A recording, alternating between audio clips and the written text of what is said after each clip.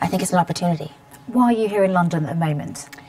Well, I was here, of all things, moderating a conversation between Renata Avia, Sarah Harrison, and Angela Richter, who are the women of WikiLeaks. This is a great little book to get if you want to hear.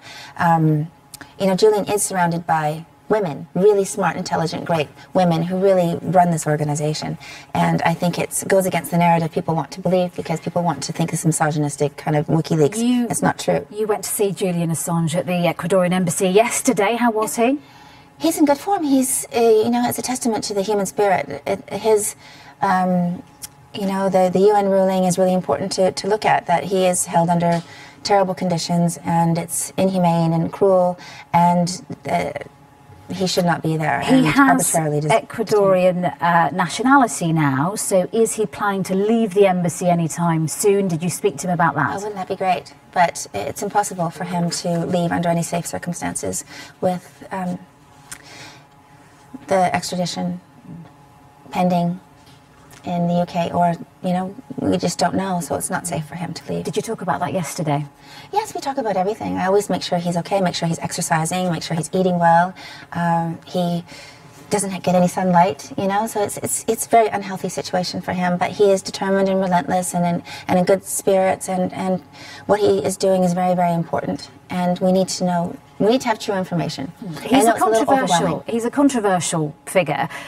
You have dual American-Canadian nationality. Yes. Your home country, America, considers WikiLeaks to be a national security threat. How does that sit with you? I think it's bizarre to have true information be a national security threat.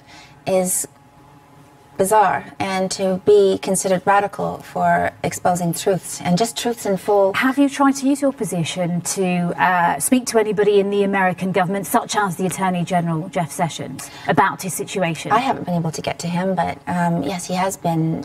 Jeff Sessions is was made Julian a priority to arrest, and there is an American, you know, there's a lot of things to be concerned about, but this is the future, and this is a lot of young people who really believe in the movement and want to know what is going on, and we have to find true ways. And I always say, if you're watching CNN, maybe watch RT as well, and maybe you can get the truth somewhere in between. I don't know so much about all the British channels, but it's difficult because the channels are run by big corporations, and we're kind of in a Google government world. It's important to understand that technology is also spying on us and getting information. How do you respond to criticism of your relationship with Julian Assange?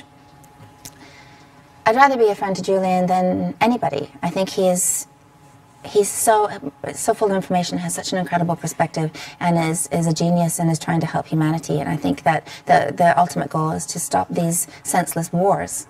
And so how bad is that? He was also, if we're talking about women, we're talking about the Me Too movement, empowering women. Julian Assange was also accused of rape in 2012. The charges were dropped last year, but did you ever ask him the truth about the sexual assault claims made against him? Of course. This is very important to me.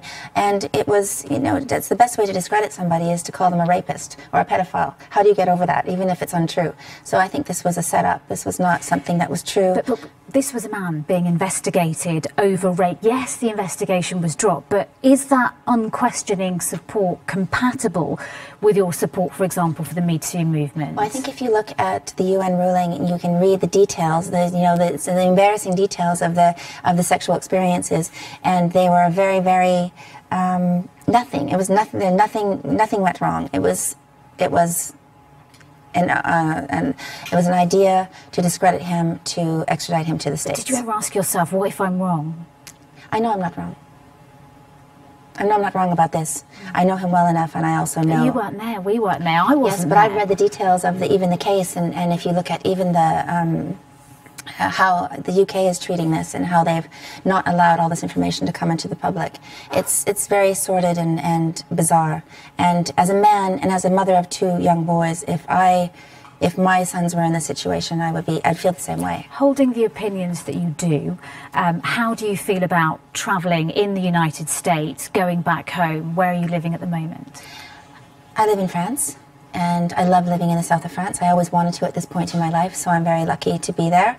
And I have my house in Malibu, which I rent out. But yes, when I wander around and I'm in circles of, especially Hollywood, who are very Clinton-y, I get a lot of backlash there too. But I can usually talk them down after a while, because it just seems this really raw reaction that is really uninformed. And by the time we talk for a while, people say, "Oh yes, I understand. I just have this." We just have this painted picture, especially in America, that I think is interesting, but you have to educate yourself about the issue before you can really have this strong opinion.